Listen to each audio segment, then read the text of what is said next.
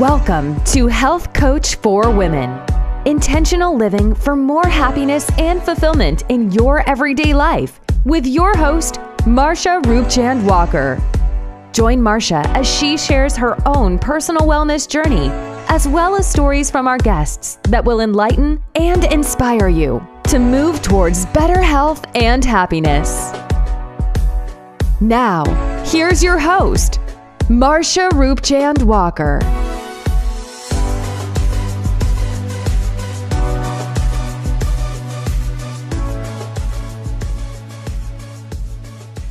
Hello and welcome to Health Coach for Women, a podcast where we explore alternative and holistic solutions for better health and wellness. And I am your host, Marsha. Now, as you can see, I am not showing my face. I'm actually on vacation in Molokai in Hawaii. All right, so I hope that you enjoyed this episode. What I've done is put a collection of a few previous episodes that you will enjoy, okay, during this time. I will see you guys next week. Aloha. I'd like for you to hear a few words on Dr. Sebi and what he had to say. And he talked about these electric foods. Let's go ahead and play a clip. I then decided to do research on my own to see what it is that I could have helped humanity with, whether I would do it as good as Cortez or add to what he was teaching me. And he did. Genetics is very important because here Mr. Pablo Arriola is showing us that if your ancestors are from Africa, that your body is not programmed to digest milk, so there must be a difference with the African race and any other. There is a connection with diet, geography, environment. Of course, there is a very close connection. But this connection was not really identified with prior healers. You see, to heal, you have to put into motion everything that makes up this whole cosmic arrangement. If one component or one area is omitted, then naturally you will run into some trouble. According to nutrition, in reference to nutrition, we have to now use substance that everybody eats, but we have to select from that group of foods that we call foods, the green leafy vegetation that would do the least amount of harm to the individual.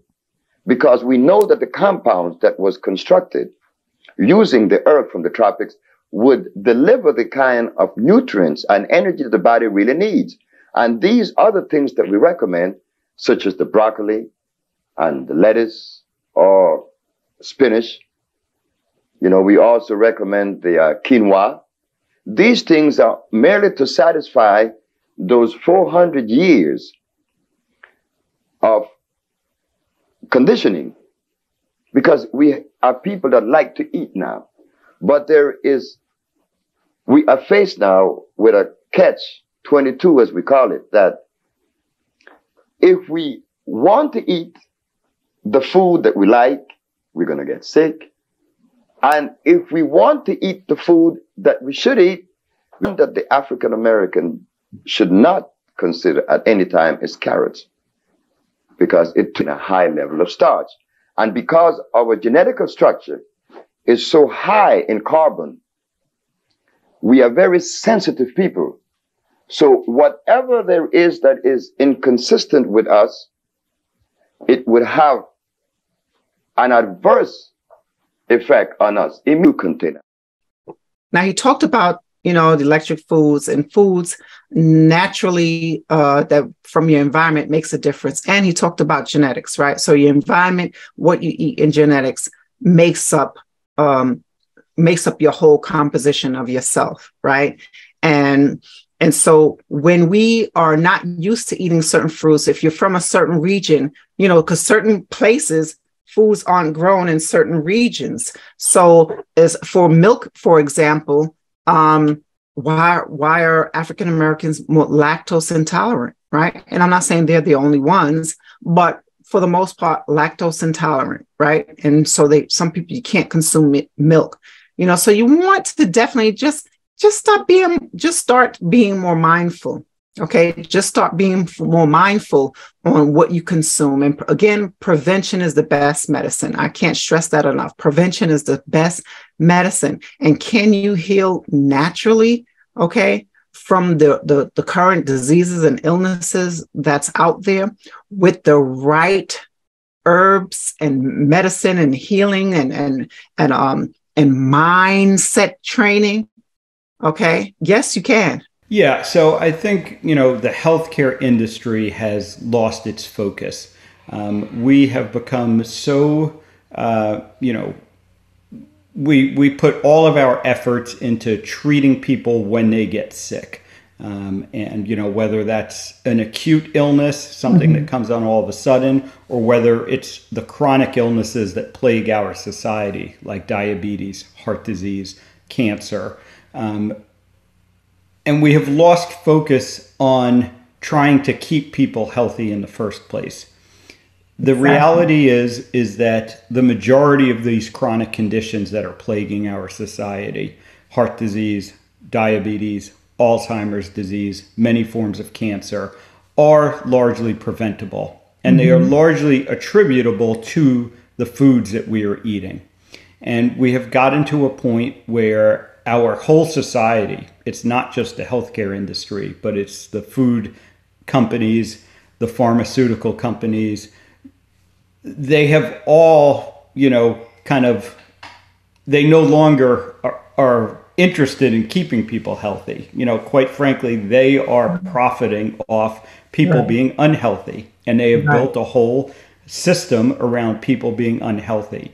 And so what I hope to do is get the message to the people that if you keep following the same advice, you are going to get the same results.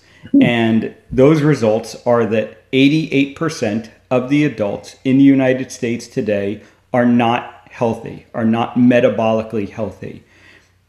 And not being metabolically healthy is what sets you up for all of these chronic conditions. And so we need to start changing our thinking. We as physicians and in the healthcare system need to start changing the advice that we are giving that is leading, people down this wrong path. Exactly. I agree with you on that 100%.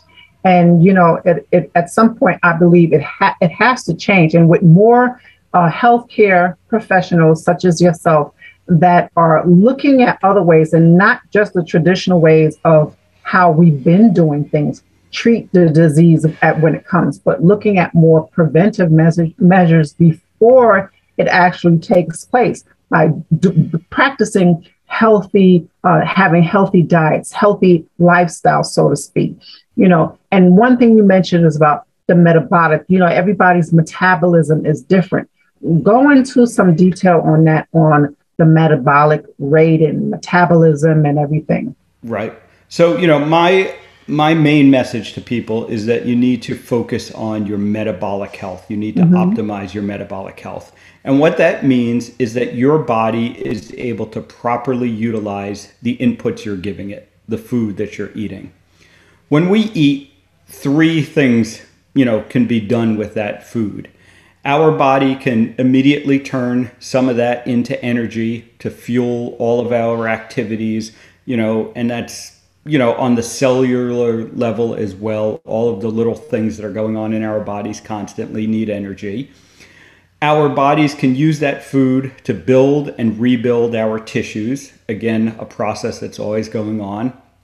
And then some of that is supposed to get put into storage in case there are times when, when energy is not available to us. Now, in our modern society, thankfully, we have gotten to a point where it's actually rare that we don't have food available. We don't go through famines like we used to. More importantly, what has happened is we now eat constantly throughout the day. When you think back to our ancestors and even, recently our grandparents, our great-grandparents, they ate maybe two, at the most 3 times a day. Right. The average person today is eating 6 to 8 times a day. So it never gives our body a chance to use those energy stores. And even more damaging is the specific types of food we're eating, the highly processed carbohydrates, the vegetable and the seed oils that are in everything, these fake oils, which have only been recently introduced into our food supply, they actually prevent our bodies from being able to use those stored energy. So that's why people, myself included, prior to a few years ago, can be walking around and be very overweight, but be hungry all the time. And so that's why I now know that it is more important the types of food that you're eating than, how much food you're eating ultimately. That's going to determine if you are metabolically healthy or not. Exactly. And what I'd like to ask now, this is not for me, but just for so many people, we have so many people who focus on calories. What do you have to say about people who how important is that, focusing on calories? Yeah. So, ultimately it is true that if we want to lose weight, we need to take in less energy than we were burning. But trying to do that by counting calories is the wrong approach. And the reason it's the wrong approach is there's two parts to that equation. You have to know how many calories you're taking in, and you have to know how many calories you're taking out. And the reality is that we are not very good at measuring how many calories we're taking in, even if the food package, has a label on it, which is one of my first rules, that you shouldn't be eating food with labels on it. But, if you have a label, we're not good at estimating, the quantity of food that we're eating. And oftentimes, quite frankly, those labels are just inaccurate.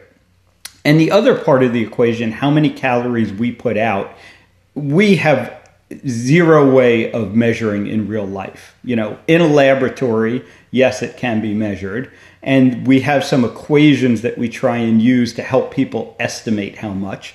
But the reality is that, depending on your activity and actually depending on the types of food you eat, you're going to burn different amounts of calories. So trying to lose weight by counting your calories and, aiming to get that less than the calories you think you're burning does not work. And we have plenty of data to show that it doesn't work. If you are struggling with health issues like chronic pain, being held back by past traumas, or feeling overwhelmed and hopeless, please know there is hope. There is help. Transcendence, a woman's guide to healing and self-love for better health, happiness, and abundance, is a blueprint to help you get your life back and reclaim your health. Within its pages, you'll learn how to elevate your existence by shifting your mindset toward the positive, focusing your energy on what's really important, using gratitude to feel deep appreciation, changing your gene expression through epigenetics, building resilience, and living in a state of flow, feeling love overflow within. Go beyond an ordinary life. Transcend. Buy it now. Okay. I always try to say it slow so that I don't mess up anyone's name. I always try to get it correct. So good. Miss Morgana, she is a wealth coach. Now, I know that many people, it's a topic that people don't want to talk about with money, but she is here and she is going to share with us her tips and insights and views and misconceptions about money. Welcome, Morgana. Welcome to the show. Thank you so much. Thank you. It's funny because, we were talking about what should my title be. And I've been a life and business coach for 27 years now. And somewhere along the way, I realized that the number one obstacle and excuse that human beings share over and over and over again for everything we can't have, do, or be, the number one obstacle is money. And if we can't address that problem, we're always going to get stuck. It's like the ideal boogeyman, right? The perfect excuse. But when money no longer is the obstacle, then all the real fun stuff shows up, and the stuff about love and relationship and life purpose and mission and fun.